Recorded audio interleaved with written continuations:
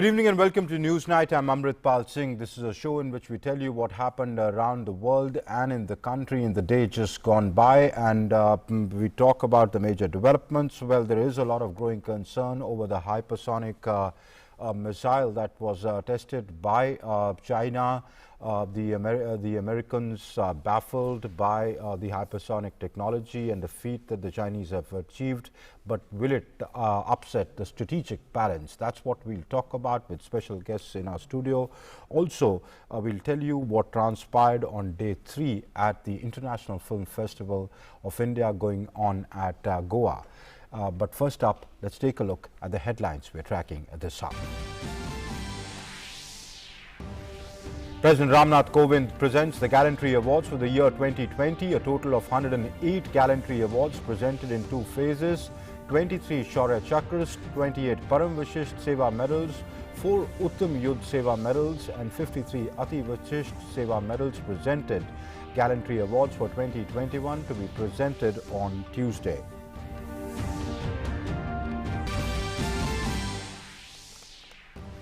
Finance Minister Nirmala Sitharaman in Srinagar inaugurates the new income tax office complex, interacts with women entrepreneurs there, says development is now reaching people at a faster pace after the abrogation of Article 370.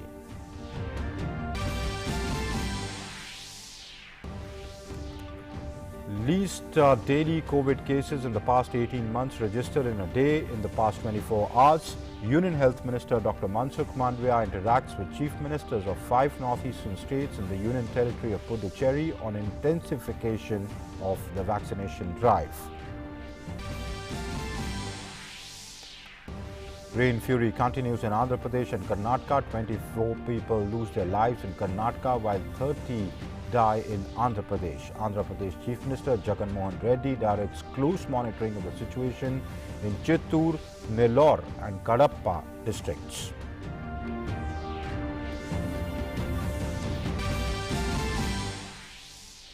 In international news, China reportedly fires a missile from the hypersonic weapon. Financial Times reports that Pentagon is taken by surprise because no known nation is known to have the capability to do so. Defense Minister Rajnath Singh says some irresponsible nations violate international norms and ethics, especially the UNCLOS 1982 for narrow partisan interests. COVID cases continue to see upsurge in Europe. Germany's health minister urges citizens to get jabbed, warns most Germans will be vaccinated, cured or dead from COVID-19 in a few months. Another lockdown comes into force in Austria, while Australia to further ease international border restrictions from the 1st of next month. US, Australia and the United Kingdom sign a deal in nuclear submarine alliance. Agreement allows for exchange of sensitive naval nuclear propulsion information between the 3 nations.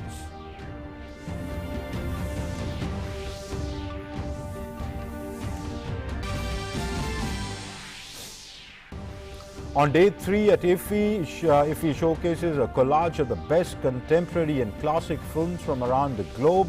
Feature and non-feature films screened in the Indian Panorama section. World Panorama section attracts audience at IFFI.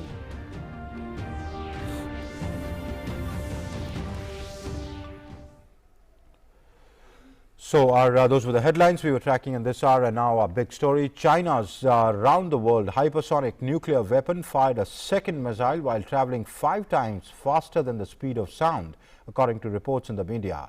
Though China tried to downplay the development, it stunned the world when it emerged the weapon is far more advanced than originally thought.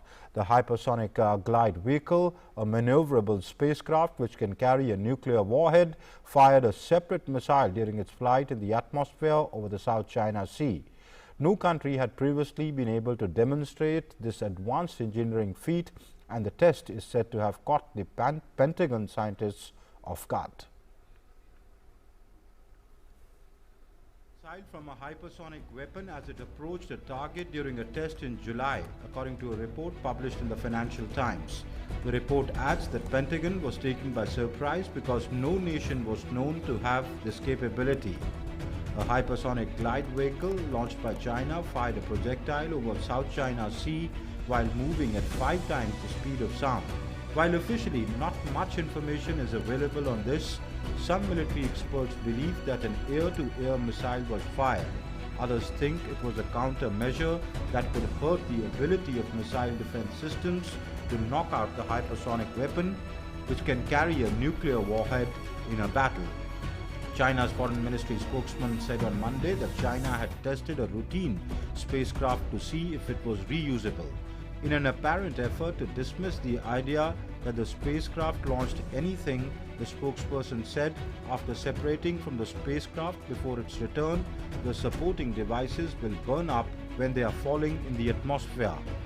If China's tests of hypersonic weapons are confirmed, it would suggest that President Xi may be exploring orbital strikes in a way to counter American advancements in shooting down ballistic missiles before they can threaten the US homeland. Last year, the US Navy had successfully intercepted a mock intercontinental ballistic missile. The development has caused considerable concern in the strategic community, especially in the region. Defense Minister Rajnath Singh on Sunday said that some irresponsible nations violate international norms and ethics, especially of UN Clause 1982 for narrow partisan interests. India, as a responsible maritime stakeholder, believes in freedom of navigation, free trade and an open Indo-Pacific. 1982 के United Nations Convention on the law of the sea, जिसे UNCLOS कहकर पुकारते हैं, इसमें nations के territorial waters, exclusive economic zones और good order at sea के principle को प्रतिपादित किया गया है। पर इन प्रिंसिपल्स की मनमानी व्याख्या एक रूल बेस्ड मैरिटाइम ऑर्डर की राह में बाधा उत्पन्न करती है। यानी कुछ नेशंस ऐसे हैं, नेशंस क्या हैं, मैं उन्हें इररेस्पॉन्सिबल नेशन कहना चाहूंगा, जो अपने नैरो पार्टीजन इंटरेस्ट के लिए हेगेमोनिक टेंडेंसी से इन इंटरनेशनल लॉज की आए दिन नई नई अनुचित व्याख्याएं करते रहते हैं। US Defense Secretary Lloyd Austin, who was in Bahrain on Sunday, reassured his allies in the Middle East that President Joe Biden's administration was committed to the region despite Washington's increasing attention towards countering China. During a meeting with US military personnel in Manama in Bahrain, Austin acknowledged concern in the region and globally that the United States was focused on China's challenge. Meanwhile, Chinese President Xi Jinping told leaders of the 10-country Association of Southeast Asian Nations, or ASEAN, at a summit on Monday that Beijing would not bully its smaller regional neighbors amid rising tensions over the South China Sea. Xi said that China would never seek hegemony or take advantage of its size to coerce smaller nations. But the aggression of China towards countries like Taiwan and the Philippines and its growing assertion and dominance, especially in the South China Sea, has raised hackles of the international community. Bureau Report, DD India. And that brings us to our In Focus tonight. Our In Focus tonight is China's hypersonic missile. Is it changing the strategic balance? China's hypersonic missile test, is it changing the strategic balance? That is our In Focus tonight, and to talk about that, I'm joined by Lieutenant General retired Sanjay Kulkarni. He's a former DG of Infantry in the Indian Army. General Kulkarni, thank you very much for joining us on the show. First of all, let me try and understand you as a former military man. What does a hypersonic weapon mean? Why does it have the potential to upset the strategic apple cart? Why are the Americans so baffled? See, the hypersonic means a missile which has a speed of more than 5 Mach, that is 5 times the speed of sound. So that's what it moves into a hypersonic missile. Now the Americans seem to think that it's a Sputnik moment, because something that they hadn't expected China to be doing it, because this hypersonic missile orbited the entire world and then glided on its own, and that's what is something which is very worrying. The missiles the Chinese are looking at it are from the South Pole. The American weapons are facing the North Pole, so that's something which bothers America. And these kind of hypersonic missiles when equipped with, of course, the Russians have something like going up to 17 Mach. You can well imagine the kind of weapons that the Russians are looking at. So, but notwithstanding that, this definitely leads to an arms race. And such an arms race is very, very difficult, because the Chinese are not looking at even wanting to talk to America on the nuclear weapons, because China believes that they must always be talking from a position of strength. Today, when they know by around 2030, they would just be able to have about 1,000 odd nukes with them, and the Americans have 6 times more than that. They wouldn't want to talk to the Americans, and therefore this kind of a thing being done, and done so silently that the American general has to say something like this, that is a Sputnik moment, is something that we really need to be concerned about, even though India also has hypersonic in looking at BrahMos. Yeah. Okay. But General Kulkarni, we'll come to India later. Let's first look at the US part of it. Why are the Americans baffled? Is it because they don't have the kind of hypersonic technology that the Chinese and the Russians have? Are they lagging behind in that, or their missile defense systems cannot intercept these hypersonic missiles, and therefore, all their claims of having built a robust missile system which will shoot down any missile coming into their homeland from any part of the world, the chinks in that are now revealed? Absolutely. It's because it can evade the missile defense system. That's what the Americans are worried about. And hypersonic missile, which can evade the air defense system, number one. And then most of the missile, the weaponry is facing the North Pole, and here's an attack coming from space onto the South Pole. And that is what baffles America. That this is just not Taiwan or South China Sea, but it's something which is so difficult to counter, because it's gone up the space, and then from space it's going to glide at 2,000 miles an hour at temperatures which will be going to 1,000 degrees centigrade, and at a target where it chooses to glide. It's not boosted by a motor or anything, and that is indeed the problem, because this kind of a system can evade the missile defense system, which the Americans would find it extremely difficult, and it would lead to an arms race. Okay. So, armed race is an important aspect of it, but could you explain what do you mean by, this North Pole, South Pole difference? See, what happens is, the weaponry of the Americans, they know that it will be the North Pole that will be facing from where the attacks can actually be coming onto the United States. Suddenly you find the direction changing to the South Pole, because here's a weapon that goes up in space and then it glides to the direction that you desire. And therefore, it obviously now it's not just one, it's 360 degrees. The attack could come from anywhere. And that obviously would baffle however much you might be ready, knowing fully well that the attack might be coming from a particular direction. Now here it comes from a totally different direction. And therefore the requirement increases, the threat perception increases. Okay. So last year the Americans had, done mock drills on shooting down simulated intercontinental ballistic missiles. Does it mean now with this development, and as you say, the Russians have the technology to do a 17 Mach, the Russians and the Chinese can attack the US at will? Absolutely. Absolutely. Imagine a missile on its own motor going up to, say, about 8 to 10 Mach. And with a booster going up to 17 Mach, the speed, that is 17 times the speed of the sound with a motor.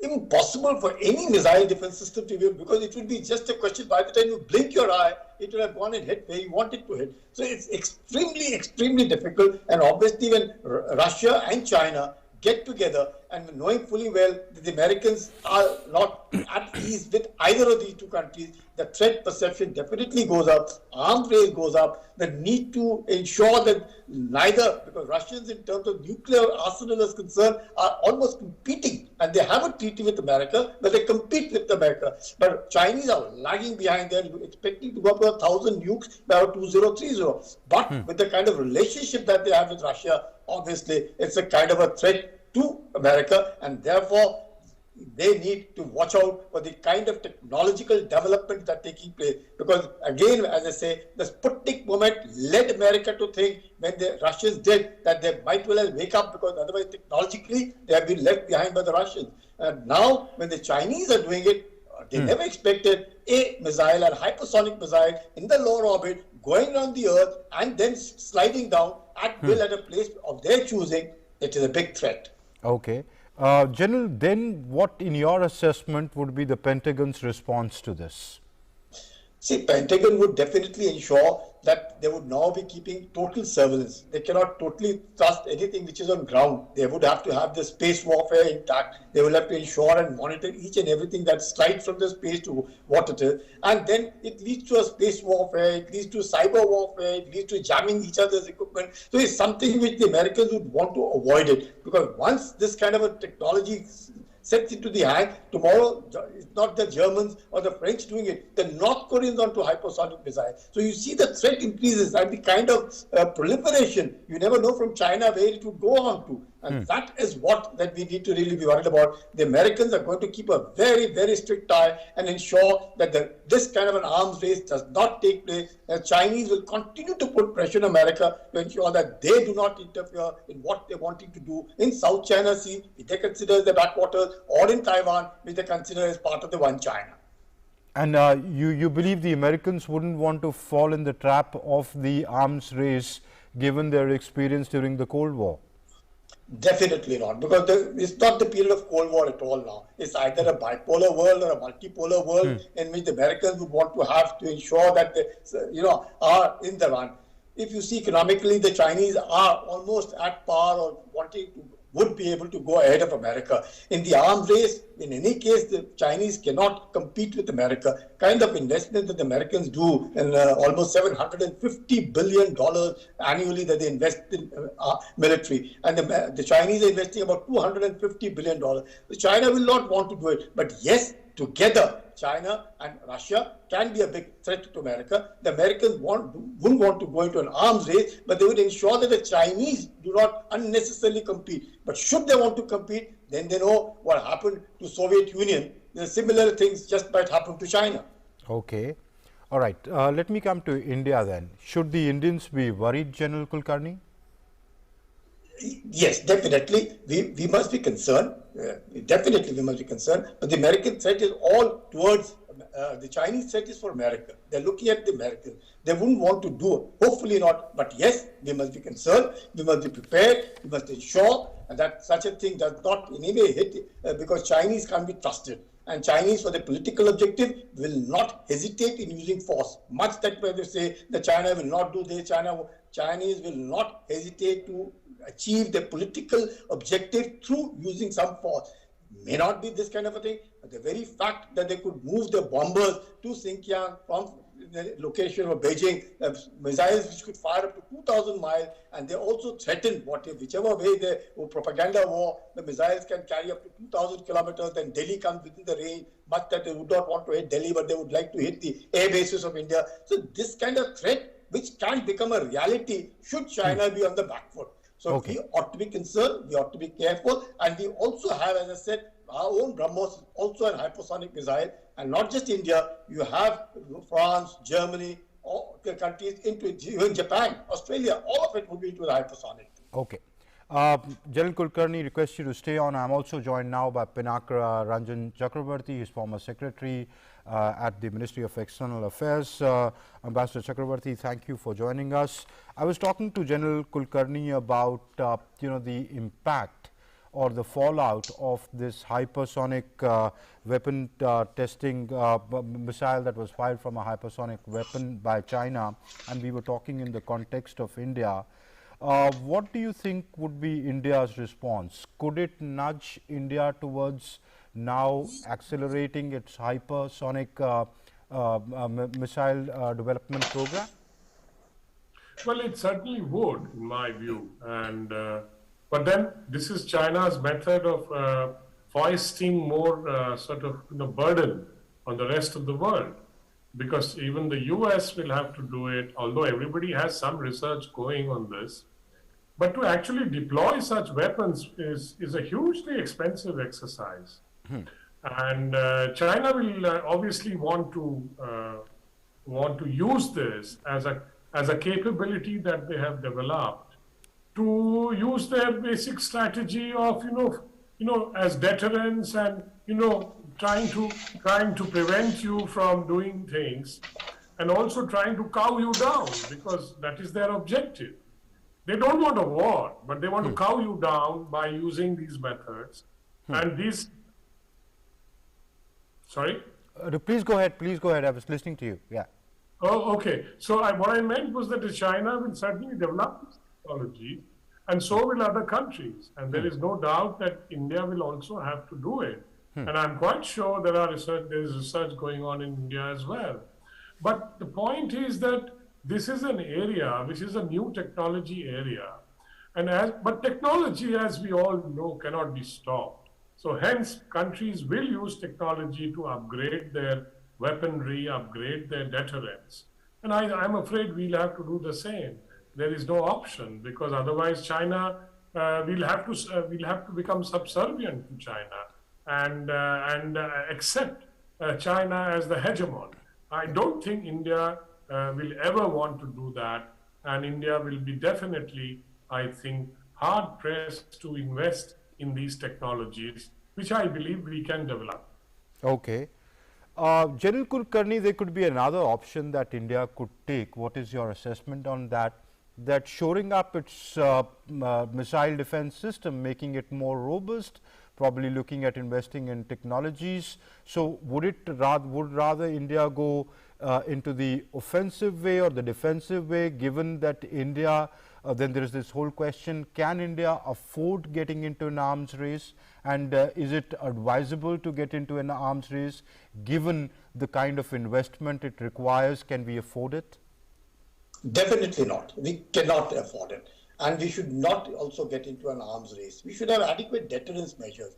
The fact that we understand the technology, we are able to absorb the technology, that we could do it at a point of our choosing whenever it comes to. But to get into an arms race, I think that's the most dangerous thing. Where the Chinese would want us to get into an arms race. The Chinese would want India to compete and get into a competition, which is not good for a very simple reason. We are a developing economy, and we have a large number of people who still have to be seen and looked at. And therefore, to get into an arms race, I think then it is something what the Americans did to the Soviet Union. The Chinese would want to do it to us. That, okay, get into an arms race and invest so much into military that it will become extremely difficult and bear with it subsequently. But therefore, my recommendation or my looking at it would be definitely no arms race. Yes, absorption of technology. Yes, as a deterrence measure. Yes, to ensure that technology exists, and nothing more than that. But have good alliances, good partnerships, good understanding with countries. But General, who knows this better than you as a former military man, that if you want to grow in stature and military power, you need to demonstrate your power. So by just being defensive and not acquiring that sort of capability, you do bow down to, as Ambassador Chakrabarti was saying, the Chinese may not want to go to war, but by doing this testing, they're demonstrating to the world that yes, we have that power, and they're asserting that power. And that is more than half the game won. See, what happens is, all said and done, it's not necessarily the conventional war. It's the unconventional war, which involves cyber, space, deterrence, nuclear, all kinds. So the capabilities must exist, but not necessarily just because they have, say, about 1,000 weapons, we also look to having 1,000. No, definitely not. The situation now, as I see, it's not a conventional war that we actually be looking at. It is to ensure, to prevent anything, we should have the capability. And capacity building takes time. Intentions can change overnight. And knowing how China is looking at it and equipping itself against the United States of America, and therefore anybody and everybody would obviously be caught into that kind of thing. But we have to be careful. We have to have deterrence, and that is what is more important, rather than competing or getting into an arms race with anybody. Okay. But Ambassador Pinaki Chakrabarti, you would know this better. Reportedly India is already developing its dual capable hypersonic cruise missile and an anti-ship hypersonic missile. Do you think at some level within the policy makers, this event of testing or firing this missile from the hypersonic weapon would want India to accelerate that and then run the danger of what General Kulkarni is saying, getting into wantedly or unwantedly into an arms race? There is no need to join any arms race, and I agree with the General. But a technology acquisition and demonstration is something important because it sends a signal. I think the Chinese test is basically a technology demonstration and a signal that they have reached a certain and have surpassed other countries, particularly the US and Russia, that they have acquired these technologies and they are basically positioning themselves as a superpower in that sense. Look, I have everything that you have, and in fact the US may not have as much as China has. So this is what it is. This is the game. This is the strategic game plan. And for India, I don't have to give an arms race because that will be debilitating to have India joining that because we will kill ourselves economically. Don't forget that China first developed economically before it has gone into all this, high technology things. We have not developed economically to the extent of China. After all, in the early 90s, we were at the same level. But today, China is 5 times bigger in terms of its economy. So it has the surplus funds to do all these things. So I think we have to put our head down and develop economically. And in fact, that is the main goal that we should have in our domestic and foreign policies. And we should synergize everything for that purpose. Once you develop economically, you will have the wherewithal to do all these things. However, even at this stage, we have to invest in the cutting edge technologies, in new technologies, and that is what we have been doing over the past so many years. Take a look at the space program. After all, many people said India should not have a space program because we are still developing, we don't have the capabilities, but yet we prove that we have. So I think this is an important point. Okay. We'll both Ambassador Pinaki Chakravarti and General Sanjay Kulkarni, we'll have to leave it there. That's all the time we have for. Thank you very much for joining me on the show tonight. Thank you. And moving on. President Ram Nath Kovind presented the Gallantry Awards and Distinguished Service Decorations at the Defence Investiture ceremony held at the Rashtrapati Bhavan on Monday. A total of 108 awards were presented. More details in this report.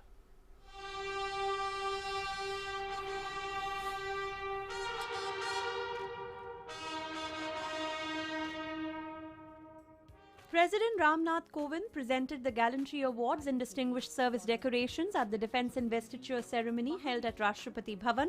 At this ceremony, 2 Kirti Chakras, 1 Veer Chakra, 23 Shaurya Chakras, 28 Param Vishisht Seva Medals, 4 Uttam Yuddha Seva Medals and 53 Ati Vishisht Seva Medals were given.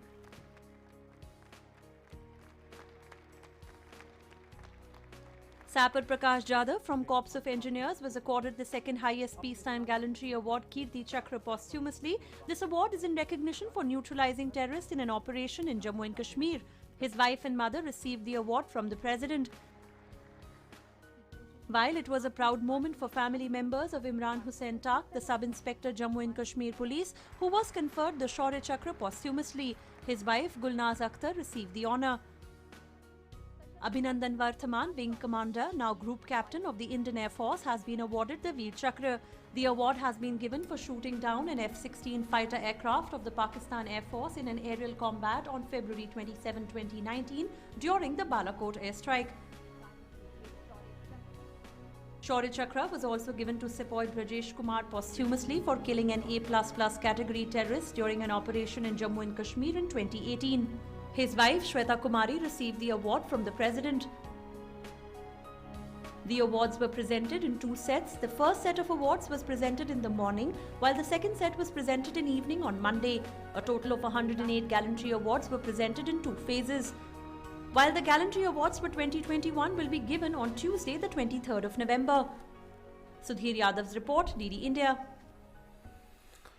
Moving on, BJP National President Jagat Prakash Nadda took a hit at the opposition on Monday. Nadda was addressing party's Booth President Sammelan in Gorakhpur in Uttar Pradesh. UP Chief Minister Yogi Adityanath, who was also present at the event, was hailed by Nadda for the work done by Yogi for the development of Uttar Pradesh. Ahead of the upcoming assembly elections in Uttar Pradesh, Bharatiya Janata Party National President JP Nadda is on a tour of the state to strengthen the party strategy and interact with party workers. On the first day of his two-day state tour, JP Nadda visited the Gorakshanath temple in Gorakhpur and offered prayers after reaching the Gorakhpur airport. He was accompanied by UP Chief Minister Yogi Adityanath. The BJP president later reached the Booth Chiefs Conference and addressed party workers. Attacking the opposition parties, Nadda said that opposition parties run a vaccine hesitancy campaign and tried to derail the vaccination drive. मित्रों, ये क्या राजनीति है? ऐसे लोग जो देश के साथ भ्रमित करने का काम करते हैं, उनको अगर सबक सिखाने का मौका आता है, तो चुनाव का मौका आता है। जनता का आह्वान कीजिए कि कमल के बटन पर अंगुली दबा करके नए भारत के निर्माण में योगी जी के साथ और मोदी जी का साथ देते हुए आगे बढ़ने के लिए हम काम में जुटे। While Uttar Pradesh Chief Minister Yogi Adityanath said that India has emerged as a strong nation under the leadership of Prime Minister Narendra Modi, however, there are some other parties which continue to speak the language used by Jinnah supporters.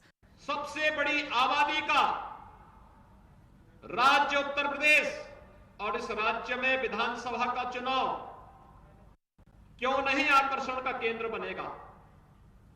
कारण साफ है, एक तरफ भारत की आन बान और शान की रक्षा करने, भारत को दुनिया में समर्थ और सशक्त राष्ट्र के रूप में स्थापित करने वाले प्रधानमंत्री नरेंद्र मोदी जी के नेतृत्व में भारतीय जनता पार्टी, और दूसरी तरफ भारत की आस्था को आहत करने वाले आतंकवाद समर्थक जिन्नावादी भी दूसरी तरफ खड़े होते हुए दिखाई देंगे।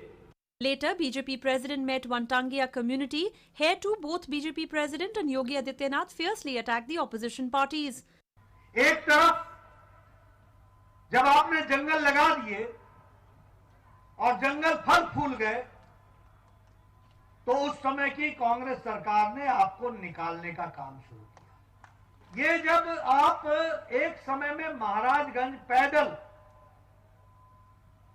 आंदोलन के रूप में धरना देने के लिए जा रहे थे, तब आपको उस समय योगी जी ने आपकी खैर ली, आपके बारे में खबर ली, चिंता व्यक्त की, मदद की, और तब से आपकी कहानी सही दिशा में चल पड़ी। 2017 के पहले इन लोगों को अपना प्रधानमंत्री चुनने का अधिकार नहीं था, इनको किसी योजना का लाभ नहीं मिलता था, और 17 के बाद प्रधानमंत्री मोदी जी की प्रेरणा से आज यहां पर हर परिवार के पास अपना पक्का मकान है, बिजली है, हर एक को राशन मिल रहा है, हर एक को जमीन का पट्टा मिल गया है। JP Nadda will participate in many more programs, including the inauguration of the regional office in Kanpur on Tuesday. Bureau Report, DD India. And down south, rain fury continues in the southern states of Andhra Pradesh, Karnataka and Tamil Nadu. People are at the receiving end of nature. With flooded streets, overflowing rivers and loss of lives, damaged properties and farmlands, over 24 people have lost their lives in Karnataka and over 30 are reported dead in Andhra Pradesh. Parts of southern states continues to witness rain fury. Andhra Pradesh, Karnataka and Tamil Nadu bore the brunt with flooded streets, overflowing rivers and loss of lives. In Karnataka, around 24 people lost their lives. Kablapur and Kolar districts have suffered major damages. Chief Minister Basavaraj Bommai visited rain-affected areas and civil defence forces along with home guard teams have been deployed to rescue people from the affected areas. Bengaluru is also witnessing similar scenes where the daily life has been severely affected by waterlogging in various areas. Few apartments as well as the colonies are also using boats in their areas to sail through. This happened on Friday also and everything cleared up. So yesterday was a really sunny day and everything was dry. But then last evening it started raining again and then that's when one of my friends said that it had flooded this side. I've been here since 2004. And I think about 3 to 4 years back it had happened, but not to this level. So it's probably about a foot lesser than this. So the water had not reached the backside of the apartment complex at that time. This is the max I've seen. Yesterday there was a very heavy rain, 138 mm, in a matter of 2 to 3 hours. That has led to a lot of water inflow into Yalanka Lake, and which is to find way to go to the other lakes downstream. So the water is stagnated here. It is coming down. We hope it will be solved in a few hours. In Andhra Pradesh, the death toll has risen to 30 as more bodies were retrieved from the flooded streams. SDRF teams, police as well as the fire services rescued people from the affected areas. Chief Minister Jagan Mohan Reddy instructed the ministers in charge and MLAs to personally monitor the relief operations. While in Chittoor district, alert has been sounded in 18 villages due to rising water levels in the ponds. The teams of NDRF and SDRF have been deployed for relief work in the area. The Chennai-Kolkata National Highway 16 also remained cut off for traffic between Nellore and Vijayawada, and as was the Chennai Grand Trunk rail route, severing all important link between the southern and eastern along with northern parts of the country. The situation is no different in Chennai and Tamil Nadu. The incessant rains have resulted in waterlogging across many areas, disrupting normal life. A 4-member central team toured flood-affected areas of Chennai as part of their 3-day visit to Tamil Nadu. They visited low-lying areas in Pulyanthop and Kolathur and witnessed operations to bail out water from these locations. With inputs from Aisha Khanam, News Night Desk, DD India. Union Home Minister Amit Shah laid the foundation stone for the Rani Gaidinliu Tribal Freedom Fighters Museum in Luangkau village of Tamenglong district in Manipur. The Home Minister addressed the event virtually. The Home Minister said that tribal freedom fighters museums being made in different parts of the country will help in unifying our society. He expressed hope that this will instill a sense of patriotism among the people of the country. Manipur के अंदर इस स्वतंत्रता संग्राम का museum जो बन रहा है रानी मां गाइडिंलियू के नाम पर, मुझे पूरा भरोसा है न केवल मणिपुर पूरे उत्तर पूर्वी राज्यों के एक आकर्षण का केंद्र बनेगा, क्योंकि हमारा स्वतंत्रता संग्राम हमारे आदिजाति भाइयों के बगैर अधूरा ही नहीं, बल्कि एक प्रकार से देखें तो सबसे ज्यादा तकलीफें उठाकर अगर किसी ने स्वतंत्रता संग्राम के अंदर बलिदान दिए तो हमारे ट्राइबल समाज के, हमारे आदिजाति समाज के स्वतंत्रता संग्राम के नेता, और उनकी याद में उनको चिर स्मरण करने के लिए ये जो म्यूजियम बन रहा है, ट्राइबल म्यूजियम बन रहा है, मुझे भरोसा है कि यहाँ से सालों तक देशभक्ति की प्रेरणा हमारे युवा लेते रहे। Union Minister of Commerce and Industry Piyush Goyal met with the United States Trade Representative Catherine Tai in New Delhi on Monday.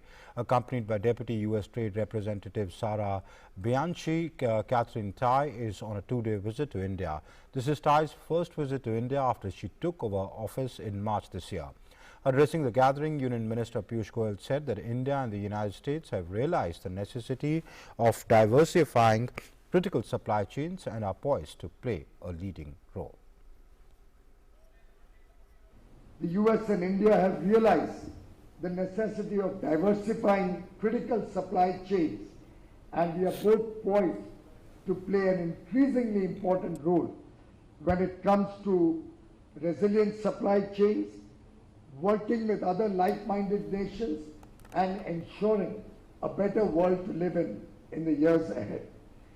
While our relationship has gained a lot of strength over the last few years, particularly through defense cooperation, the Quad security dialogue, and now Dr. Jaishankar has 2 quads going with the United States, I believe it's time we gave trade the next level of engagement and a significant boost.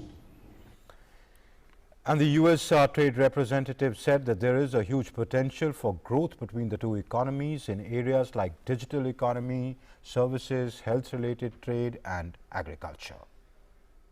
The trade relationship between our two countries is a top priority, both for President Biden and for me.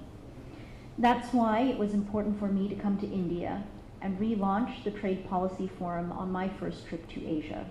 There is a huge potential for growth between our two economies in areas like the digital economy, services, health-related trade, and yes, even agriculture.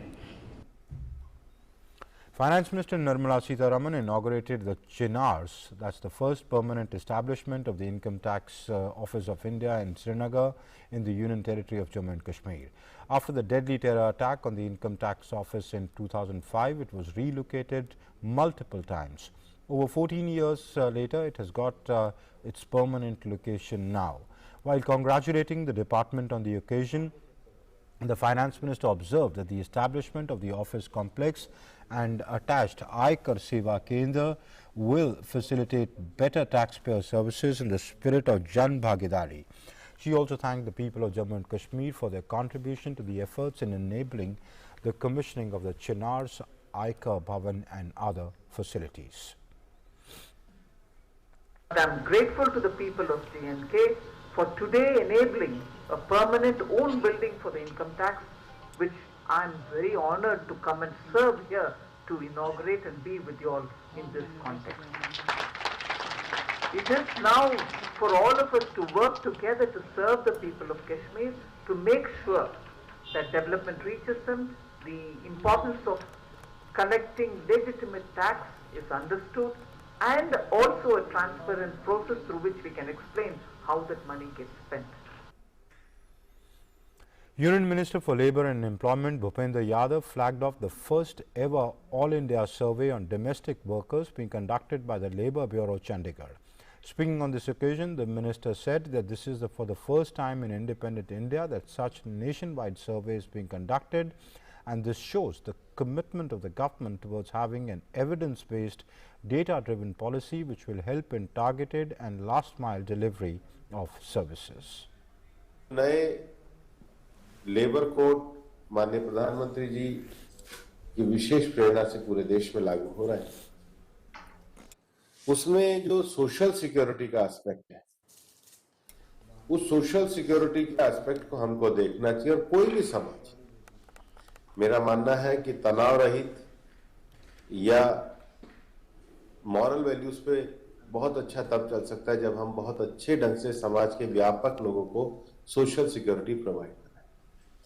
और unorganised sector का हमारा जो portal तैयार करने का विषय वो इसीलिए है कि अनऑर्गेनाइज सेक्टर में भी बहुत बड़ी संख्या में अलग अलग ट्रेड में लोग काम करते हैं, उन सब तक सोशल सिक्योरिटी का दायरा कैसे पहुंचे। Defence Minister Rajnath Singh visited the Bangladesh High Commission in New Delhi on the occasion of the Armed Forces Day of Bangladesh, which is celebrated on the 21st of November every year. The event was organized by the Bangladesh High Commission. The Defence Minister congratulated the Armed Forces of Bangladesh on behalf of the Indian Armed Forces and the Government of India and wished them very best in their endeavour towards peace and security. Rajnath Singh described the Bangladesh War of Liberation as an unprecedented event in the 20th century history. Rajnath Singh added that India is keen to continue working closely with Bangladesh, helping and supporting each other's defence and security concerns. He said India is deeply sensitive to the security and developmental concerns of its neighbours and hopes for reciprocal level of sensitivity on the part of the neighbours towards the concerns of India. India will continue to provide subsidy support to fisheries sector and has taken a bold stand before the WTO. This was assured by Minister of State for Fisheries, Animal Husbandry and Dairying and Information Broadcasting Dr. L. Murugan. Addressing a public meeting of Fishermen Association in Ernakulam, Minister reiterated the commitment of the Narendra Modi government to fishermen, whether it is in constitution of separate ministry for them or in the allocation of 20,000 crore rupees budget under the PMMSY. Innovative opportunities are now being opened before the fishermen in the form of seaweed cultivation, which has tremendous global market with immense potential for economic empowerment of our women. SSGs or the self-help groups. 6 lakh fishermen are now under group insurance of 5 lakh rupees each, and 8.78 lakh fishermen families are receiving assistance during the season when fishing activities are banned. 5 specialized fish markets are being constructed across India. He also listed out the benefits Kerala has received under the PMMSY scheme and the central initiatives for modernization of its harbours. Union Minister of Health and Family Welfare Dr. Mansukh Mandviya has interacted virtually with health secretaries and senior officials of the health department from Manipur, Meghalaya, Nagaland and Puducherry. During the meeting, he chaired to review the status of COVID-19 vaccination drive in these states and union territories and the progress under the Har Ghar Dastak campaign. Reiterating that vaccination is the most potent weapon in the fight against COVID-19 pandemic, the health minister urged the states and the UTs to innovatively rope in all stakeholders including NGOs, faith-based organizations, religious leaders, community influencers and other partners to motivate and mobilize all eligible population towards full COVID vaccination. India continues to witness improvement in COVID-19 conditions, and this is these are what the figures are. The recovery of 12,510 patients in the last 24 hours has increased the cumulative tally of recovered patients to 3,39,03,547. Consequently, India's recovery rate stands at 98.31%, which is the highest since March 2020. Sustained and collaborative efforts by the centre and the states and UTs continue the trend of less than 50,000 daily new cases that are being reported for 148 consecutive days now. 8,488 new cases were reported in the last 24 hours, which is the lowest in 538 days. While India's cumulative vaccination coverage crosses the 117 crore landmark milestone, more than 63 lakh vaccine doses are administered till 7 p.m. The Samyukt Kisan Morcha, an umbrella body of farmers and farmer unions, held a Mahapanchayat in Lucknow. Despite the Prime Minister's announcement to repeal the 3 farm laws, farm leaders have maintained that the protesters won't end their protest until the 3 laws are formally repealed in Parliament. As the COVID cases surge continues in many parts of Europe, many countries have reintroduced stricter measures to control the spread of infections, including going into partial and complete lockdowns. As the COVID cases continue to surge in many parts of Europe, many countries are reintroducing stricter measures to control the spread of COVID-19 infections. Austria became the first Western European country to reimpose national COVID-19 lockdown on Monday amid protest against the government's coronavirus policies. The country had introduced a lockdown for those who are not fully vaccinated last Monday, but since then, infections have continued to set new records. Roughly 2/3 of Austria's population is fully vaccinated, one of the lowest rates in Western Europe. However, for many, the 4th lockdown was like living in a luxury prison. It feels like a luxury prison. That's what it's like. It's definitely a limitation of freedom. Personally, I don't feel very good psychologically. Really? Sure. How can you just sit around and do nothing? It doesn't work. While in Germany, Health Minister warned that most Germans will be vaccinated, cured or dead from COVID-19 in a few months, as he urged more citizens to get jabbed. The stark warning comes as Germany is racing to contain a record rise in coronavirus infections in recent weeks, with hospitals sounding the alarm about overflowing intensive care units. While in the Netherlands, riots broke out in cities across the Netherlands on Sunday, the 3rd night in a row that police clashed with mobs of angry youths who set fires and threw rocks to protest COVID-19 restrictions. Unrest was reported in locations including Leeuwarden and Groningen in the north, the eastern town of Enschede and Tilburg in the south. I will never tolerate idiots who use violence against the people who go on the streets day after day to keep this country safe for you and me, just because they are unhappy. While some other countries are easing travel restrictions, Australian Prime Minister Scott Morrison said that his country will allow foreign visa holders to enter the country from the start of December as it takes further steps to restart international travel and support the economy. In addition to the introduction of the travel from Singapore, which only started on the 21st, from the 1st of December 2021, Australia will also welcome back fully vaccinated citizens from Japan and Korea. Australia shut its international border in 2020 in the month of May and allowed only restricted numbers of citizens and permanent residents to enter in a bid to curtail the spread of COVID-19. Some other countries have started to live with the virus. In South Korea, all schools across the country resumed full-time in-person classes on Monday. The fully reopened schools come as part of South Korea's Living with COVID-19 plan, adopted after it reached its vaccination goals last month. Schools still can move back to remote learning or other hybrid arrangements if the coronavirus situation requires it. Singapore's government eased social curbs imposed to contain the spread of COVID-19. From Monday, limits on social interactions and dining out will be expanded to 5 people from the current rule of up to 2 vaccinated people, government ministers told a news conference. Bureau Report, DD India. Australia, the United States and the United Kingdom officially signed the exchange of naval nuclear propulsion information agreement in Canberra. The deal gives Australia access to nuclear-powered submarines technology. Australian Defence Minister Peter Dutton, the British High Commissioner Victoria Treadle and the US Charge d'Affaires Michael Goldman signed the documents at the Parliament House in Canberra. Australia in September cancelled a deal with France's naval group, opting instead to build at least 12 nuclear-powered submarines in a deal with the US and UK. The new alliance, dubbed AUKUS, is designed to give Australia access to nuclear-powered submarines for the first time. The decision caused a major bilateral rift, with France recalling its ambassadors from Australia and the United States in protest. And now to what transpired on day 3 of the International Film Festival of India, which is currently underway at Goa. Take a look at this.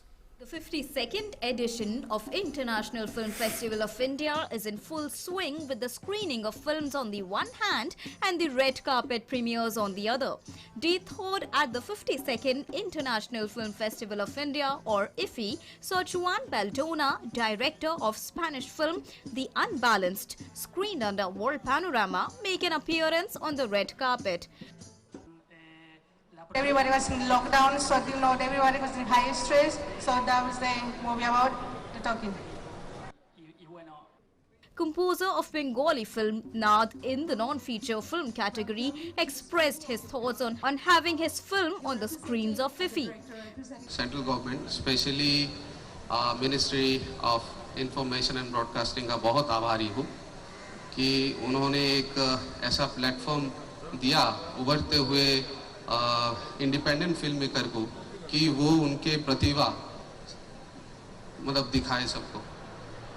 The cast of the Gujarati feature film 24 Stiffen also made an appearance in person and spoke of their happiness at having IFFI as a platform for the screening of their film. 24 Stiffen represents all Indian women actually, and Neelam is playing the character, and it is based on literature, and the youngest talent, youngest writer, Gujarati writer Ram Mori wrote the Mahotu, a short story collection, and we made a film on it. Itself is having a deep emotions, और मैं ये कह सकती हूँ कि भारत की नारी, Asia की नारी इस कैरेक्टर को अपने आप के साथ जोड़ सकती है और अपने आप को इस कैरेक्टर में देख सकती है. IFFI has included 24 feature and 20 non-feature films in the Indian Panorama section. Every segment this year is colored with immense variety, with some of the world's best directors and producers vying for the top prize, and many new names too are trying their luck, while others are just happy having a platform for their work in tandem with the spirit of Goa that reverberates with lively music and a joyous atmosphere.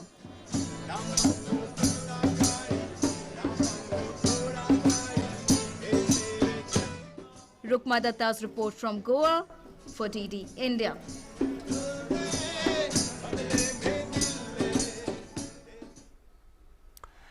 And in yet another remarkable feat which has showcased the world Prasar Bharati's excellence in quality content creation, TV and radio shows produced by Doordarshan and All India Radio respectively got multiple awards. It recently held ABU UNESCO Peace Media Awards 2021 at Kuala Lumpur in Malaysia. Doordarshan's program Definitely Leading the Way won an award under Living Well with Super Diversity category, while All India Radio's program Living on the Edge, The Coastal Lives won another award in the category of Ethical Sustainable Relationship with Nature. Definitely Leading the Way talks about inspiring journey of a specially abled child. The purpose of the documentary is to motivate specially abled persons to live their life with dignity. The awards were given by UNESCO in collaboration with the Asia Pacific Broadcasting Union under Together for Peace initiative. More than 100 inspiring stories of individuals and communities were received from 33 countries across 5 continents. The competition was open for radio, TV and digital platforms. That's it then in Newsnight for tonight. Thanks for watching. Namaskar.